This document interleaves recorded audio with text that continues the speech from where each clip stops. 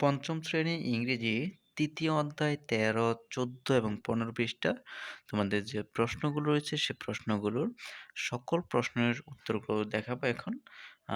তোমাদের নতুন বই ২০২৬ পাঠ্য বই অনুসারে তোমাদের যে কাজগুলো রয়েছে সেগুলো। তোমাদের 2.3 থেকে রয়েছে যে ইম্পারেটিভ কিছু সেন্টেন্স কাজগুলো লেখার জন্য। এখানে বলা হচ্ছে যে you are asking your classmates to help carry your bag, যে কেউ তোমার ব্যাগটি বহন করতে পারবে কিনা, সাহায্য করতে পারবে কিনা সেজন্য বলা হচ্ছে। তা এরকম অনুসারে ইম্পারেটিভ সেন্টেন্স কেমন হবে? যেমন এখানে বলা হচ্ছে please help me carry my bag, please help me carry my bag, এরকম করে ইউজ করা যেতে পারে।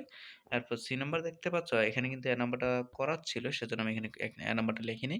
আর সি নাম্বার থেকে রয়েছে you want someone to clean the board, you want someone to clean the board.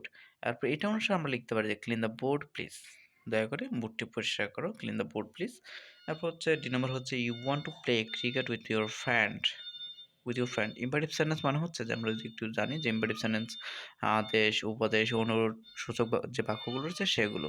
তো এখানে you want to play cricket with your friend, তাহলে এটা অনুসারে আমরা একটা ইম্পারেটিভ সেন্টেন্স ক্রিয়েট করতে পারি, সেটা হচ্ছে let's play cricket, let's play cricket.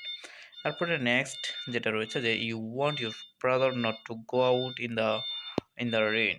তাহলে এই প্রশ্ন অনুসারে এখান থেকে আমরা একটা ইম্পারেটিভ সেন্টেন্স ক্রিয়েট করতে পারি, সেটা হচ্ছে don't two go out in the rain, don't two go out in the rain. ঠিক আছে? যে বাহিরে যেও না, বৃষ্টি হচ্ছে বাইরে যেও না। তো এরপরে যেটা রয়েছে যে ইউনিট 3 তে, যে ইউনিট 3 তে এখানে কিছু ইংলিশ এক্সারসাইজ রয়েছে, সেখান থেকে 2.1 এর থেকে আমরা কিন্তু এর আগে যে কাজটা করেছিলাম 2.3, মানে হচ্ছে ৩ নম্বর কাজটা। আমরা এখন ২ নম্বর কাজটা দেখব যে 2.1।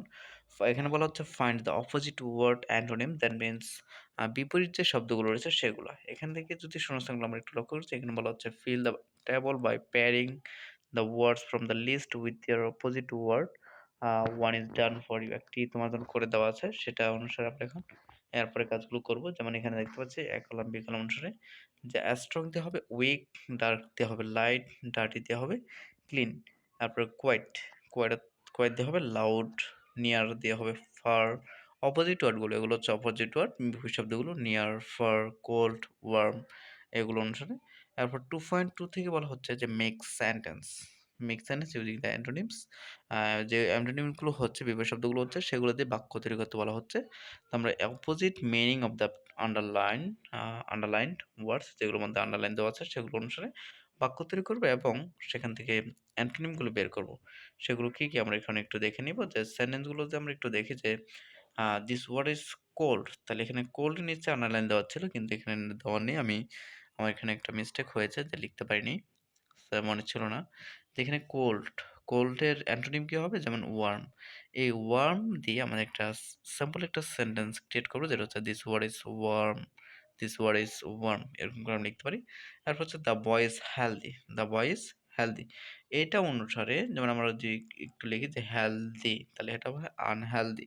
তো the boy is sick with a fever, the boy is sick with a fever, এরকম করে আমরা লিখতে পারি। তারপর নেক্সট তারপর যে কাজটা হচ্ছে stop writing please, stop writing please. তাহলে স্টপের নিচে আন্ডারলাইন দেওয়া ছিল, স্টপ বন্ধ করা, স্টার্ট বা বিগিন অর্থাৎ শুরু করা। তাহলে এখানে স্টার্ট দিয়ে যদি আমরা বাক্য গঠন করি, তাহলে start reading the next page please, start reading the next page please, এরকম করে হবে। তারপর ডি নাম্বারটা রয়েছে Ryan is happy, Ryan is happy today, Ryan is খুব খুশি। তাহলে এখানে হ্যাপির অপোজিট ওয়ার্ড হবে আনহ্যাপি বা স্যাড।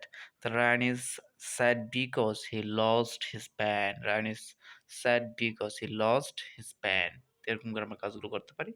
তারপর এই নম্বর রয়েছে he writes quickly, he writes quickly, সে দ্রুত লিখে।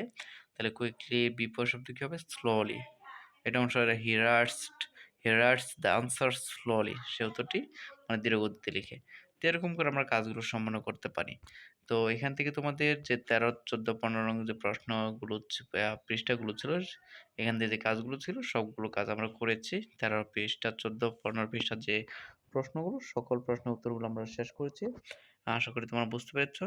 তোমরা যদি আমাদের চ্যানেলে নতুন হয়ে থাকো তাহলে চ্যানেলটি সাবস্ক্রাইব করে বেল বাটনে ক্লিক করে আমাদের সাথেই থাকো, এবং যদি ভিডিওটি ভালো লেগে থাকে তাহলে অবশ্যই লাইক, কমেন্ট এবং শেয়ার করে সাথে থাকবে এবং তোমাদের বন্ধুদের শেয়ার করে সুযোগ করে দিবে। Thank you.